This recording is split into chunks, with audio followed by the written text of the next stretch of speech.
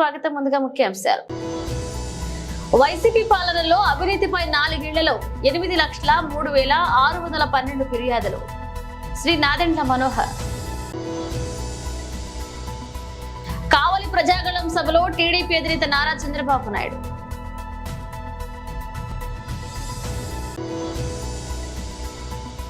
ఎమ్మిగినీరులో జరిగిన జగనన్న బహిరంగ సభకు పోటెత్తిన జనం.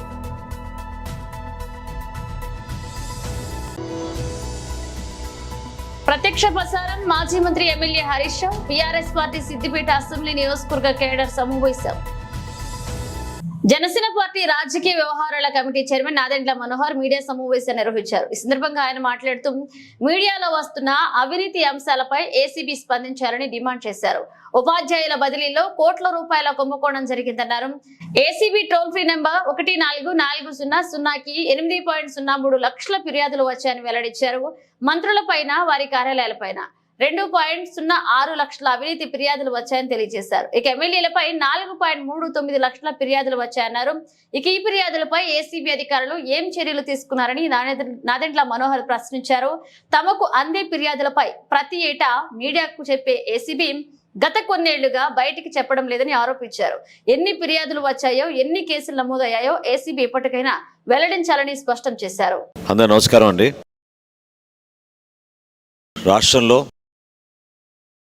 గత 5 సంవత్సరాలుగా జగన్మోహన్ రెడ్డి గారు ముఖ్యమంత్రి అయిన తర్వాత రాష్ట్ర ప్రభుత్వం కానివ్వండి, వైఎస్ఆర్సీపీ పార్టీ నాయకులు కానివ్వండి, అదేవిధంగా సలహాదారులు కానివ్వండి, 24 గంటలు 365 రోజులు చాలా అద్భుతమైన ప్రభుత్వం అని, ఇటువంటి పరిపాలన ఎవరు కూడా ఊహించలేదని, రాష్ట్ర ప్రజల కోసం అంకిత భావంతో పనిచేస్తున్న ఏకైక ముఖ్యమంత్రి జగన్మోహన్ రెడ్డి గారని పదే పదే చెప్పుకుంటూ వస్తున్నారు. ముఖ్యమంత్రి గారేమో మొన్న ఎన్నికల ప్రచారంలో భాగంగా రాష్ట్రంలో ఇప్పుడు వరకు ఈ 5 సంవత్సరాల్లో 130 సార్లు బటన్ నొక్కానని, 130 సార్లు బటన్ నొక్కినా ₹1 కూడా అవినీతి జరగలేదని సెల్ఫ్ సర్టిఫికెట్ ఇచ్చుకున్నారు. ఆయన ఎవరు ఆయన అడగలేదు, ఆయనే స్వయంగా బహిరంగ సభలో ఒక సర్టిఫికెట్ ఇచ్చుకున్నారు. ₹1 కూడా అవినీతి జరగలేదు మా ప్రభుత్వంలో, 130 సార్లు మేము బటన్ నొక్కామని. ఇది ఎంత అవాస్తవమో, ఎంత సత్యదూరమో చిన్న పిల్లవాడిని అడిగినా కూడా రాష్ట్రంలో సామాన్యుడు పడుతున్న ఇబ్బందుల గురించి, ప్రతి రంగంలో కూడా వాళ్ళు పడుతున్న కష్టాలు, అవినీతితోటి ఎంత ఇబ్బంది పడ్డారో ప్రతి ఒక్కరు కూడా వివరించుకుంటూనే వస్తూ ఉన్నారు. పత్రికల్లో పుంఖానుపుంఖాలుగా ప్రతిరోజు మీరందరూ జర్నలిస్టుగా మీరు చేస్తున్న డ్యూటీ ప్రజలకి తెలిసే విధంగా మీరు ప్రయత్నం చేస్తూనే వచ్చారు. ప్రతిపక్ష పార్టీలుగా జనసేన పార్టీ మేము కొన్ని శాఖలు జరుగుతున్న అవినీతి గురించి ఆధారాలతో సహా అనేక సందర్భాల్లో పత్రికా విలేకరుల సమావేశం ఏర్పాటు చేసి మేము ప్రజల ముందుకు పెట్టాం వివరాలు. ఈ రోజున ముఖ్యమంత్రి గారు చెప్పిన మాటలు చూసి ఆశ్చర్యపోయి, గతంలోనే మేము చెప్పాం, అనేక అంశాలపైన చాలా లోతుగా విశ్లేషించి సమాచారం సేకరించి జనసేన పార్టీ ఒక ప్రయత్నం, ఈ ప్రభుత్వంలో పనితీరు మారుతుందని, ముఖ్యమంత్రి ఆలోచన విధానంలో ఒక మార్పు వస్తుందని, అంతిమంగా రాష్ట్ర ప్రజలకి మేలు జరుగుతుందని ఒక ప్రయత్నం మేము చేస్తానే వచ్చాం. కావలి ప్రజాగళం సభలో టీడీపీ అధినేత నారా చంద్రబాబు నాయుడు మాట్లాడారు. ఇక కావలి ప్రజాగళం మీటింగ్ లో చంద్రబాబు నాయుడు మాట్లాడారు. ఈరోజు ఏం తమ్ముళ్ళు మీ ఉత్సాహం చూస్తా ఉంటే, ఏమమ్మా ఆడబిడ్డలు మీ ఉత్సాహం చూస్తా ఉంటే నాకే అర్థం కావడం లేదు. పక్కనే సముద్రం ఉంది కానీ సముద్రాన్ని మరిపించే విధంగా జన సముద్రం ఈ కాలంలో మధ్యాహ్నమే నేను బనగానపల్లిలో మీటింగ్ పెట్టాను. బనగానపల్లి అదిరిపోయింది. కావలికొచ్చాను, కావలి దద్దరిల్లిపోయింది. ఇది చూసిన తర్వాత సైకో జగన్కి ఏమవుతుంది ఏమవుతుంది ఏమవుతుందమ్మా మీరు చెప్పాలి, తమ్ముళ్ళు మీరు చెప్పాలి. రాత్రికి నిద్ర రాదు, టీవీలు పగలు కొడతాడు, కనపడితే వాళ్ళు ఏం చేస్తారో నాకు తెలియదు. నేను ఒకటే చెప్తున్నా, చేసిన పాపాలు ఊరికే పోవు. ఏపీ సీఎం జగన్ కర్నూలు జిల్లా ఎమ్మిగనూరులో మేమంతా సిద్ధం సభలో ఉద్వేగభరితంగా ప్రసంగించారు. మే 13న జరగబోయేది ఎన్నికల కురుక్షేత్రమని అభివర్ణించారు. పేదలకు పెత్తందారులకు మధ్య యుద్ధమని, పేదలంతా ఒకవైపు పెత్తందారులు మరొక వైపు అని పేర్కొన్నారు. కూటమి పేరుతో కుట్రలు చేస్తున్న మోసగాళ్లను నమ్మవద్దని సీఎం జగన్ ప్రజలకు పిలుపునిచ్చారు. పొత్తులు జిత్తులు కుట్రలు కుతంత్రాలను ఎదుర్కొంటూ పేదలకు అండగా నిలిచేందుకు నేను సిద్ధంగా ఉన్నాను. జెండాలు జతకట్టిన పెత్తందారులను ఓడించేందుకు మీరు సిద్ధమా అని ప్రశ్నించారు. రానున్న ఎన్నికల్లో పేదల వ్యతిరేకులను ఓడించండి, ఎన్నికల్లో గెలిచేది మనమే, కుట్రలు మనల్ని అడ్డుకోలేవని ధీమా వ్యక్తం చేశారు.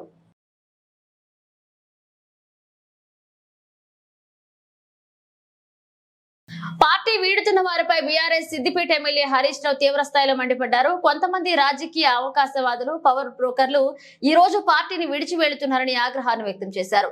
మన పార్టీ పెట్టినప్పుడు కూడా 10 మంది మాత్రమే ఉన్నారని, ఆ సమయంలో తెలంగాణ వచ్చేది లేదు సచ్చేది లేదని వెటకారం చేశారని, కానీ కేసీఆర్ కోట్లాడి తెలంగాణ తెచ్చారన్నారు. ఉద్యమం సమయంలో కూడా కాంగ్రెస్ పార్టీ రాత్రికి రాత్రి ఎమ్మెల్యేలను కొనుగోలు చేసి తీసుకెళ్లిందని ఆరోపించారు. నాయకులను కొంటున్నారని, కానీ కార్యకర్తలను తెలంగాణ ప్రజలను వారు కొనలేరని వ్యాఖ్యానించారు. శుక్రవారం దుబ్బాకలో నిర్వహించిన సభలో హరీష్ రావు పాల్గొన్నారు. ముఖ్యంగా సిద్దిపేట నియోజకవర్గ ఉద్యమకారులందరికీ పేరు పేరున నమస్కారం తెలియజేస్తాం. మా సిద్దిపేట జర్నలిస్ట్ సోదరులకు కూడా నా హృదయపూర్వక నమస్కారం తెలియజేస్తా ఉన్నా. మా కళాకారుల కళాంజలి రాజేష్ ఆధ్వర్యంలో వచ్చిన మా కళాకారులకు ప్రత్యేకమైనటువంటి అభినందనలు, కృతజ్ఞతలు. మిత్రులారా, మరి బీఆర్ఎస్ పార్టీకి పుట్టిన ఇల్లు మన సిద్దిపేట, మన మెదక్ జిల్లా. మీరందరూ నిన్న మొన్న చూస్తా ఉన్నారు. ఉద్యమంలో మనందరం పోరాడి కానే కాదు రానే రాదన్న తెలంగాణ మన కేసీఆర్ తెచ్చిపెట్టిండు. కేసీఆర్ లేని తెలంగాణ ఉద్యమం ఉన్నదా? కేసీఆర్ లేకుండా తెలంగాణ రాష్ట్రాన్ని ఊహించగలుగుతామా? ఆనాడు రానే రాదన్న తెలంగాణను కేసీఆర్ పోరాడిండు, మనకు తెచ్చిపెట్టిండు. అప్పుడు కూడా తెలంగాణ ఉద్యమం చేసేటప్పుడు రాత్రికి రాత్రి కాంగ్రెస్ నాయకులు కేసీఆర్ చుట్టూండే నాయకులను ఎత్తుకుపోయింది. కరీంనగర్ జెడ్పీ చైర్మన్ రాజేశ్వరరావు గారు ఉంటే అప్పుడు మన సిద్దిపేట ఉప ఎన్నిక అవుతుంది, ఆయనను లావట్టుకొని వెళ్ళిపోయింది. పాపారావు అని ఒక ఎమ్మెల్యే ఉంటే ఆయనను తీసుకుపోయే ప్రయత్నం చేసింది. నేను ఒకటే చెప్తున్నా కాంగ్రెస్ వాళ్లకు, మీరు నాయకుల్ని కొనగలుగుతారేమో, నాయకులను బెదిరించి భయభ్రాంతులకు గురి చేసో ప్రలోభాలకు గురి చేసి తీసుకుపోతారేమో, కానీ మా బీఆర్ఎస్ పార్టీ కార్యకర్తల్ని కొనలేరు, తెలంగాణ ప్రజల్ని కొనలేరు అనేటువంటి విషయాన్ని ఇవాళ గుర్తుపెట్టుకోవాల్సిన అవసరం ఉంది. ఈ సందర్భంగా ఒక విషయం కూడా చెప్పాలనుకుంటా ఉన్నా. ఏ నాయకులైతే ఇప్పుడు పార్టీ నుంచి పోతున్నారో రేపు భవిష్యత్తులో దండం పెట్టినా వాళ్ళని తిరిగి పార్టీలోకి తీసుకునే ప్రశ్నే లేదు. పార్టీకి ద్రోహం చేసినోడు ఇలా కన్న తల్లికి ద్రోహం చేసినట్టే. పార్టీ ద్వారా పదవులు పొంది, పార్టీ ద్వారా అవకాశాలు తీసుకొని పార్టీకి మోసం చేస్తే ఎప్పుడు కూడా వాళ్ళని క్షమించే ప్రశ్నే ఉండదని చెప్పి కూడా నేను మనకు చేస్తా ఉన్నా. మిత్రులారా, మనం ముఖ్యంగా సిద్దిపేట కార్యకర్తలం ఒక చరిత్ర ఉన్నది. తెలంగాణ ఉద్యమంలో ఎక్కడ పోరాటం ఉన్నా మనం పోని పోరాటం లేదు. ఎక్కడ ఉప ఎన్నిక ఉన్నా మనం కాప్రా మున్సిపల్ కార్పొరేషన్ పరిధిలోని ఎంఆర్ఓ ఆఫీస్ కి కోతవేట దూరంలో జమ్మిగడ్డ ప్రధాన రహదారిపై పట్టపగలే యథేచ్ఛగా అక్రమ షెడ్ల నిర్మాణాలు జరుగుతున్నా అధికారులు మాత్రం చూసి చూడనట్లుగా వ్యవహరించడం పట్ల పలు అనుమానాలు రేకెత్తిస్తున్నాయి. ఇక ఇప్పటికైనా సంబంధిత ఉన్నతాధికారులు స్పందించి అక్రమ నిర్మాణాలపై తగు చర్యలు తీసుకోవాలని స్థానిక ప్రజలు డిమాండ్ చేస్తున్నారు.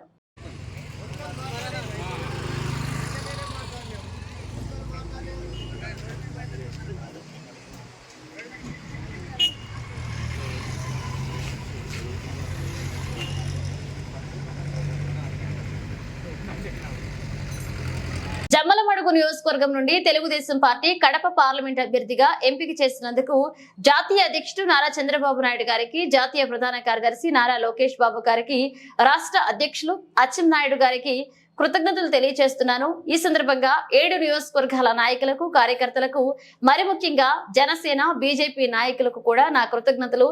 ఎన్నికల్లో కడప ఎంపీగా విజయడంకా మోగిస్తారని ఆయన చెప్పుకొచ్చారు.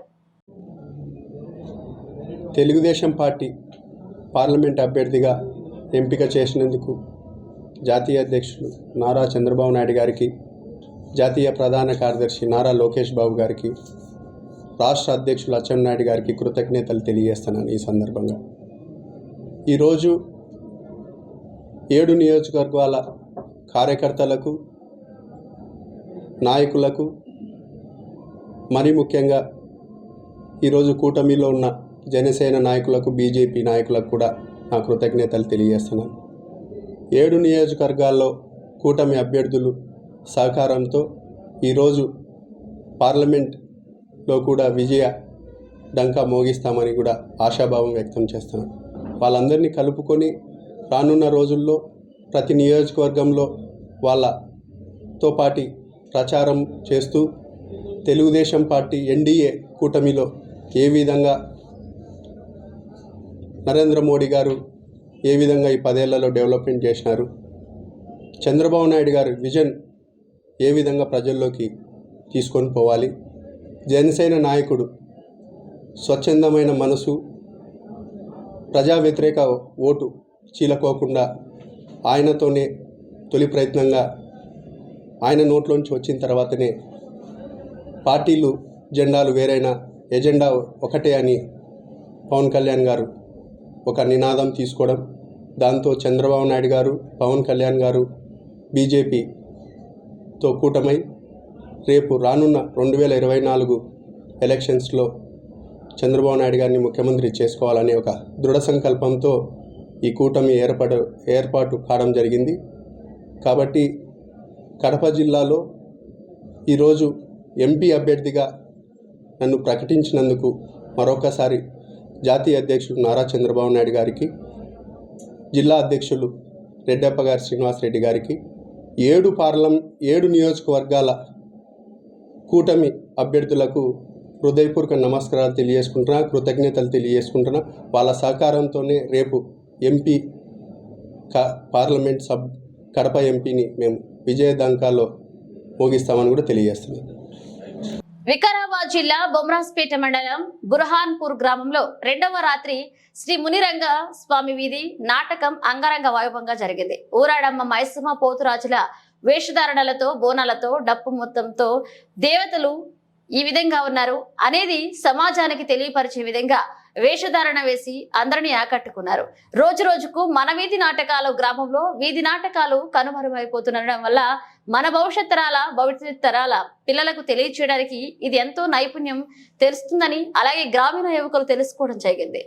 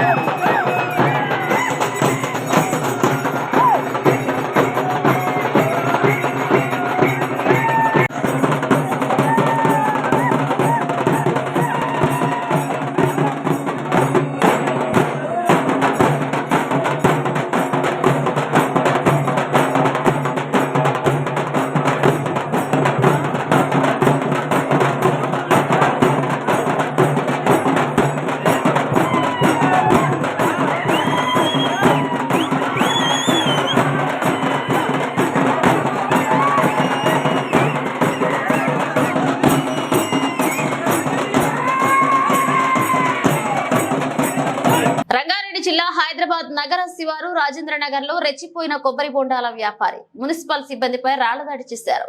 జీటీలో ఉన్న రాజేంద్ర నగర్ జీహెచ్ఎంసీ ఎన్ఫోర్స్మెంట్ ఉద్యోగులపై రాళ్ల వర్షం కురిపించారు. విచక్షణ రహితంగా రాళ్లతో అధికారులపై దాడి చేసిన వ్యాపారి అతని అనుచరులు 202 PVNR పిల్లర్ వద్ద ఫుట్పాత్ పై వ్యాపారం కొనసాగించవద్దు అన్న పాపానికి రౌడీలా రెచ్చిపోయారు వ్యాపారులు. నోటికి వచ్చినట్లుగా బూతులు తిడుతూ రాళ్లతో దాడి చేశారు. రాజేంద్ర నగర్ పోలీస్ స్టేషన్ లో ఫిర్యాదు చేశారు. బాధిత అధికారులు కేసు నమోదు చేసి దర్యాప్తు చేస్తున్నారు పోలీసులు.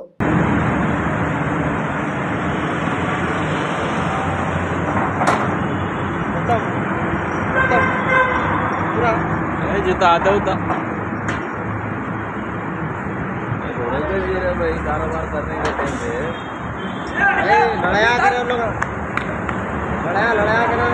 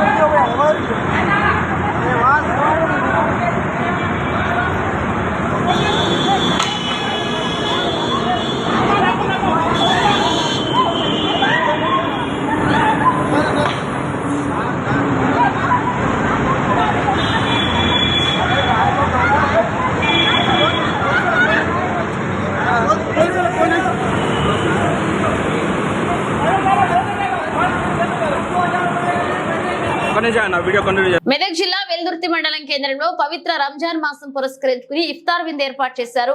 కాంగ్రెస్ పార్టీ నాయకులు హౌసుల మల్లేష్ ఏర్పాటు చేసిన ఇఫ్తార్ విందు కార్యక్రమానికి మండల పరిధిలోని ముస్లిం మైనారిటీ సోదరులు హాజరయ్యారు. ఈ కార్యక్రమానికి టీపీసీసీ రాష్ట్ర కార్యదర్శి నరసాపూర్ నియోజకవర్గ కాంగ్రెస్ ఇన్ఛార్జ్ అవుల రాజిరెడ్డి ముఖ్య అతిథిగా హాజరయ్యారు.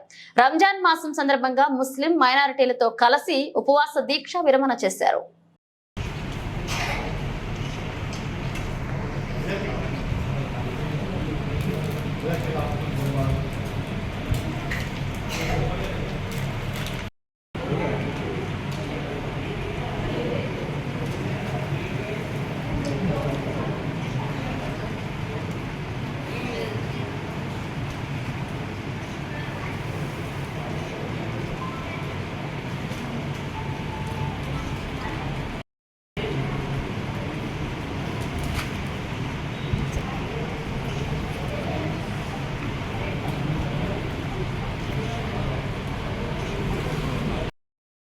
పవిత్ర మాసం సందర్భంగా ముస్లిం సోదరులందరికీ రంజాన్ మాసంలో వాళ్ళ ఉపవాస దీక్షలు మరియు ఈ పవిత్ర మాసంలో వాళ్ళు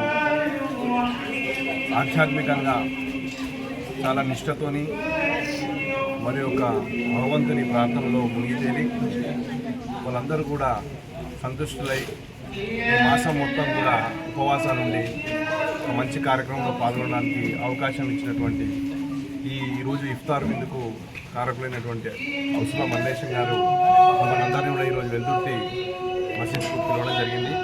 వాళ్ళ ప్రార్థనలో పాల్గొని వాళ్ళ ఇఫ్తార్ విందులో కూడా పాల్గొని మరి ముస్లిం సోదరులతో అందరితో కూడా కలిసే అవకాశం లభించింది. మరి అందరూ కూడా ముస్లిం సోదరులు ఇక్కడ ఉన్నటువంటి వెల్దుర్తిలో ఉన్నటువంటి ముస్లిం సోదరులందరికీ కూడా అందరికీ మంచి జరగాలని ఆ భగవంతుడు అల్లా వాళ్ళని చల్లగా చూడాలని, వాళ్ళ కుటుంబాల్లో సంతోషం వెల్లివిరియాలని, వాళ్ళ కుటుంబాలు కూడా అందరూ కూడా ఆర్థికంగా పురోభివృద్ధి చెంది సామాజికంగా కూడా వాళ్ళందరూ పైకి రావాలని మనస్ఫూర్తిగా కోరుకుంటూ అల్లా వాళ్ళందరికీ ఎల్లవేళ్ళ కృప అందియాలని మనస్ఫూర్తిగా కోరుకుంటున్నాను. 7, 8 వార్డుల్లో ఎన్నికల ప్రచారంలో వినుకొండ శాసనసభ్యులు బొల్లా బ్రహ్మనాయుడు తనయుడు యువ నాయకులు బొల్లా గిరిబాబు వినుకొండ నియోజకవర్గ అభివృద్ధికి అహర్నిశలు కృషి చేసిన ఏకైక నాయకుడు బొల్లా బ్రహ్మనాయుడు అని బొల్లా గిరిబాబు అన్నారు. నియోజకవర్గ అభివృద్ధిని కొనసాగించేందుకు మరోమారు ఎమ్మెల్యేగా బొల్లా బ్రహ్మనాయుడికి మద్దతు తెలిపి భారీ మెజార్టీతో గెలిపించుకోవాలని ప్రజలను ఆయన కోరారు. పల్నాడు జిల్లా వినుకొండ పట్టణంలోని 7, 8 వార్డుల ఎన్నికల ప్రచారంలో పాల్గొన్న ఎమ్మెల్యే బొల్లా బ్రహ్మనాయుడు తనయుడు యువ నాయకులు బొల్లా గిరిబాబు ప్రజలను ఉద్దేశించి మాట్లాడుతూ పట్టణంలో ప్రజలు ఎదుర్కొంటున్న ప్రధాన సమస్యలపై దృష్టి పెట్టి వాటి పరిష్కారానికి కృషి చేసిన ఏకైక నాయకుడు మన ఎమ్మెల్యే బొల్లా బ్రహ్మనాయుడు అన్నారు. ప్రజలు తాగునీటి సమస్య పరిష్కరించడంతో పాటు పట్టణంలోని ట్రాఫిక్ సమస్యను పరిష్కరించారని అన్నారు. వినుకొండ కొండపై ఉన్న శ్రీ రామలింగేశ్వర స్వామి ఆలయానికి ఘాట్ రోడ్డు నిర్మాణంతో పాటు ఆలయ పునర్నిర్మాణం చేపట్టారు. వీటితో పాటు స్టేడియం నిర్మాణం, పెట్రోల్ బంకు దగ్గర రోడ్డు విస్తరణ, ఎన్ఎస్పి కాల్వ కట్టపై సీసీ రోడ్ల నిర్మాణం, సెంట్రల్ లైటింగ్ ఏర్పాటు వంటి ఎన్నో అభివృద్ధి పనులు జరిగాయని తెలియజేశారు. మన యువ కార్యక్రమం బొల్లా బ్రహ్మనాయుడు గారి తనయుడు గిరిబాబు గారు వచ్చినారు. ఈ కార్యక్రమంలో మన వైఎస్ఆర్సీపీ నాయకులు, పార్టీ కార్యకర్తలు, కౌన్సిలర్లు, పార్టీ పెద్దలు, సాగుబడి పనులు అందరూ విరివిగా పాల్గొని ఈ కార్యక్రమాన్ని చేపడుతున్నాం. స్వాగతం, సుస్వాగతం. బొల్లా గిరిబాబుకి స్వాగతం. ఈ రోజున సార్వత్రిక ఎన్నికల్లో మనకొండ జరగబోయే ఎన్నికల్లో ప్రచారంలో భాగంగా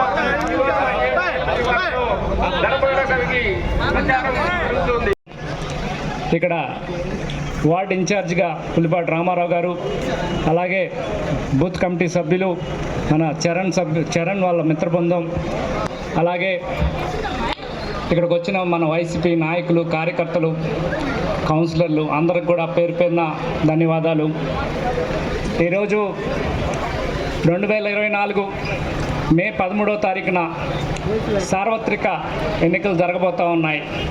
ఈ ఎన్నికల్లో భాగంగా ప్రచారం నిమిత్తం ఈరోజు ఈ వార్డులో తిరగటం, ఈ వార్డులో లాస్ట్ టైం మున్సిపల్ ఎలక్షన్ టైంలో మేము తిరిగాము. మంచి స్పందన ఉంది. ఇక్కడ కార్యకర్తలందరూ కూడా కలిసికట్టుగా పనిచేశారు. అలాగే ఈ ఎన్నికల్లో కూడా మీ అమూల్యమైన ఓటుని ఫ్యాన్ గుర్తుపైన ఓటేసి మన ఎమ్మెల్యే బ్రహ్మనాయుడు గారికి, అలాగే ఎంపీ అనిల్ కుమార్ యాదవ్ గారికి ఓటు వేసి అఖండమైన మెజారిటీతో గెలిపించాలని ఈ సందర్భంగా కోరుకుంటా ఉన్నాను. అలాగే గతంలో ఎన్నడూ లేని విధంగా వినుకొండ పట్టణంలో అనేక అభివృద్ధి కార్యక్రమాలు జరిగాయి. మీకు తెలుసు, 2019 ఎన్నికల టైంలో ఇట్లానే ప్రచారంలో తిరుగుతున్నప్పుడు ప్రతి ఇంటి దగ్గర కూడా మా సిస్టర్ కానీ మా అమ్మగారు కానీ తిరుగుతున్న టైంలో ప్రతి ఒక్క అక్క చెల్లెమ్మలు అడిగింది ఏంటంటే, మేము నీళ్ళ సమస్య ఉంది, ఆ నీళ్ళ సమస్యను తీర్చగలుగుతారా అని అడిగారు. వచ్చిన 4-5 నెలల్లోనే మన ఎమ్మెల్యే గారు ఈ వాటర్ సమస్యని శాశ్వత పరిష్కారం చూపే మధ్య ముగించే ముందు హెడ్లైన్స్ మరోసారి. వైసీపీ పాలనలో అవినీతిపై 4 ఏళ్లలో 8,03,612 ఫిర్యాదులు. శ్రీ నాదెండ్ల మనోహర్. కావలి ప్రజాగళం సభలో టీడీపీ అధినేత నారా చంద్రబాబు నాయుడు.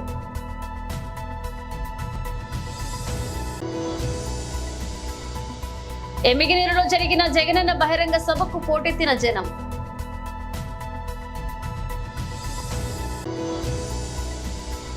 ప్రత్యక్ష ప్రసారం మాజీ మంత్రి MLA Harish Rao, BRS party Siddipet assembly నియోజకవర్గ కేడర్ సమావేశం. ఇవి ఇప్పుడు అప్డేట్స్. మన అప్డేట్స్ తో మళ్ళీ కలుద్దాం.